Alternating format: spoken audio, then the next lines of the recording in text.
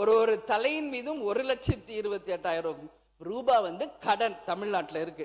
மோர் தென் 10 lakhs crores இன்னைக்கு தமிழ்நாடு கடன்ல இருக்கு. இது ஏற்கனவே இருந்த ஆட்சியில இருந்து வந்தது என்பதை பினான்ஸ் மினிஸ்டர் சொன்னாரு, எல்லாமே கேட்டோம். இது கடன் நம்ம கடனை பத்தி பேசுறோம்.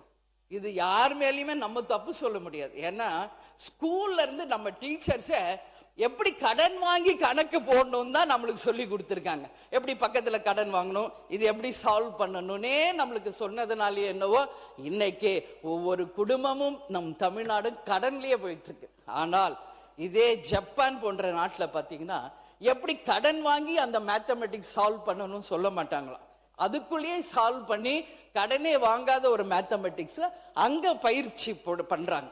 சோ உயர்கல்வி அமைச்சர் அவர்களே, கொஞ்சம் கடன் வாங்காம ஸ்டூடெண்ட்ஸை ஸ்கூல் லெவல்ல இருந்து நீங்க பிராக்டிஸ் கொடுக்கணும்னு சொல்லி நான் கேட்டுக்கிறேன். அதே மாதிரி இன்னைக்கு காவேரியில இருந்து தண்ணி வந்துருச்சு அப்படின்னு இங்க எதுவும் பெருமைப்படுறது மாதிரி இல்ல. வெறும் உபரி வாட்டர் தான் திறந்து விடப்பட்டிருக்கிறது. காவேரி நமது உரிமை, அதை தர வேண்டியது கர்நாடகாவின் கடமை. இதை யாரும் மாற்ற முடியாது. மேகதாது வருமா வராதா, காவேரியில தண்ணி திறப்பாங்களா திறக்க மாட்டாங்களா, 150 ஆண்டு காலமா நம்ம பேசிக்கிட்டே தான் இருக்கோம். என்ன பிரயோஜனம், என்ன தீர்வு? கொடுத்துதான் ஆகணும். நீங்க அமைச்சர் அவர்களும் சரி, முதல்வரும் சரி, ஸ்ட்ராங் டிசிஷன் எடுங்க. ஒட்டுமொத்த எதிர்கட்சிகளும் தமிழ்நாடு மக்களும் உங்க பின்னாடி நிற்பாங்க. விவசாயிகளுக்காக, நிச்சயமாக தமிழ்நாட்டு பிரச்சனைக்காக. இதுல எந்த மாற்று கருத்தும் கிடையாது. So take strong decision. Mekedatu அணை கட்டக்கூடாது. காவேரியில எங்களுக்கான உரிமை தந்துதான் ஆகணும். இல்லைன்னா அது எப்படின்றது நம்ம எல்லாரும் சேர்ந்து பார்ப்போம். நான் தான் சொன்ன முதல்வர் வந்து கர்நாடகா போனோம். அவரும் ஃபர்ஸ்ட் டைம் சிஎம், நம்ம சிஎம்மும் ஃபர்ஸ்ட் டைம் சிஎம். போட்டுமே, போய் பேசட்டும். இப்ப என்ன ஆயிடுச்சு, 2 பேரும் அவர் கூப்பிடுறாரு, நீங்க போங்கன்னு சொன்னது நான் தான். பட் இப்போ என்னவோ அவங்க வர வேணான்ட்டாரு. ரைட், போல. நான் என்ன சொல்றேன், ஏன் போக கூடாதுன்றீங்க? எல்லாம் போங்க. யாருக்காக போறாங்க? நம்ம மக்களுக்காக, நம்ம விவசாயிகளுக்காக போறாங்க. போனோம், போய் பேசினாதான் ஒரு தீர்வு வரும்.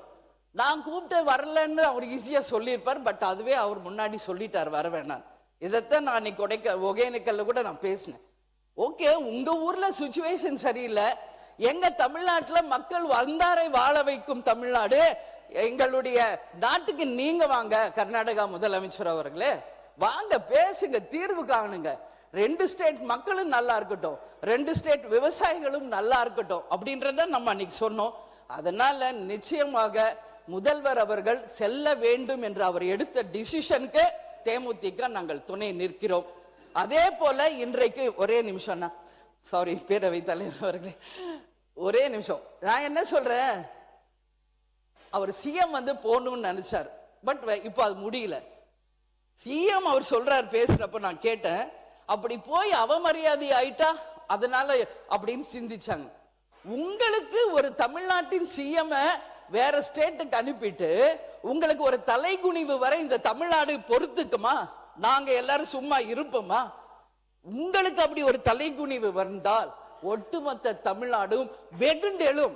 எங்கள் முதல்வரை அவமதிப்பதற்கு எந்த அதிகாரமும் கர்நாடகாவுக்கு இல்லை என்று. அதனால் நீங்க அதெல்லாம் யோசிக்காதீங்க. நீங்க மக்களுக்காக, விவசாயிகளுக்காக நீங்க பேசுங்க. உங்களுக்கு எல்லா மக்களும் துணை நிற்பார்கள் என்பதை இந்த நேரத்தில் நான் உறுதியா சொல்றேன்.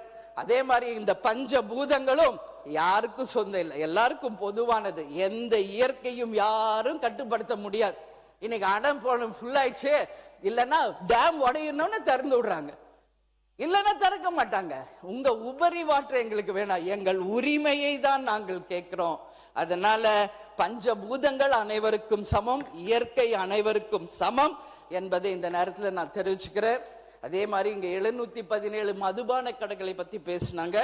ஒரே ஒரு விஷயம், இன்னும் ஏன் தொகுதியில கூட அது மூடப்படவில்லை என்பதை உங்க கவனத்திற்கு நான் கொண்டு வருகிறேன். அதே போல கேப்டன் அவர்கள் 45 ஆண்டு காலம் வாழ்ந்த சாலி கிராமம், முதல்வர் அவர்களும் எங்க வீட்டு பக்கத்துல அதே சாலி கிராமத்துல தான் பல ஆண்டுகள் வாழ்ந்தார். அங்க விருகம்பாக்கம் சட்டமன்ற உறுப்பினர் கவனத்திற்கு நான் கொண்டு செல்லணும்னு விரும்புறேன். இது விருகம்பாக்கம் தொகுதி மக்கள், நாங்க பல ஆண்டுகள் அங்க வாழ்வதனால என்னிடம் வந்து முறையிட்டது. இன்றைக்கு ஜெயகோபால் கரோடியா பள்ளிக்கூடம் ரொம்ப பிரசித்தி பெற்றது. பக்கத்திலேயே ஒரு கோயில் இருக்கு, அங்க ஒரு மதுபான கடை நடந்து கொண்டிருக்கிறது. நம்மளுடைய விருகம்பாக்கம் எம்எல்ஏ அதை உடனடியாக கவனத்தில் கொண்டு இது போன்ற டாஸ்மாக் கடைகளை மூட வேண்டும் என்பதை இந்த நேரத்தில் மக்கள் சார்பாக நான் கேட்டுக்கொள்கிறேன். நீங்க சொன்ன அந்த வாக்குறுதிகளை எல்லாமே நிச்சயமாக நிறைவேற்ற வேண்டும். இல்லைன்னா என்ன சொல்லிடுவாங்க தெரியுமா? ஏட்டு சுரக்காய் கூட்டுக்கு உதவாது அப்படின்னு சொல்லிடுவாங்க. அப்படி எல்லாம் இல்லாமல் சொல்லை செயலாக காட்டி இந்த அரசு அத்தனை வாக்குறுதிகளையும் நிறைவேற்றி ஒரு சிறந்த ஆட்சியாக மக்களுக்கு இருக்கணும்னு சொல்லி இந்த நேரத்தில் கேட்டுக்கிறேன். கடைசியா நான் முடிக்கும் போது, இது அவைத்தலைவருக்கான நான் பேசுறது ஸ்ட்ரெயிட்டா, இது என்னுடைய சஜஷன் தான். நீங்க எடுத்துக்கிட்டாலும் எடுத்துக்கலனாலும் அது உங்கள் பிரியம். நான் பதிய வச்சுட்டே ஆரம்பிக்கிறேன். இங்க நாம அவைக்கு வந்ததுல இருந்து நான் சொன்னது ஒரு விஷயம். அது இப்போ நம்ம போய் நோட்ல தான் கையெழுத்து போடுறோம். இப்போ எங்கேயோ டெக்னாலஜி போயிட்டு இருக்கு. நீங்க அவையில் வரும் மெம்பர்ஸ் கையெழுத்து போடாம பயோமெட்ரிக் சிஸ்டம்ல லேட்டஸ்டா நீங்க அதை கொண்டு வரணும்னு நான் கேட்டுக்கிறேன். அதே போல தண்ணி பிரச்சனை அங்கேயும் ஓய மாட்டேங்குது, இங்கேயும் ஓய மாட்டேங்குது. ஒரு பாட்டில்ல தண்ணி கொடுங்கன்னு நான் கேட்டேன். அண்ணன் ஓபிஎஸ் அவர்கள் அதுக்கும் ஒரு தடையை போட்டார். நான் கேட்டேன் நேற்று, ஏன் நான் இல்லமா நான் சும்மா சொன்னேன். பார்த்தா பாதி பேருக்கு பாட்டில் வந்துருச்சு, பாதி பேருக்கு தான் டம்ளர் இருக்குது. முழு பேருக்கும் பாட்டில்ல கொடுத்தீங்கன்னா அது சுகாதாரமாக இருக்கும். அது ஒன்று. இன்னொன்று, மூன்றாவது ஒரு விஷயமாக, எல்லாரும் வெளியே போறோம், வரோம், ஒரு 5-10 மினிட்ஸ் ரெஸ்ட் எடுத்துக்கிறோம். ஆனா இந்த 5 கேமராமேன் மட்டும் நான் பார்க்கிறேன், நின்ன இடத்துலயே அப்படியே நிக்கிறாங்க. ஒரு இயற்கை உபாதைக்கு ஒரு தண்ணி கூட குடிக்க மாட்டேங்கிறாங்க.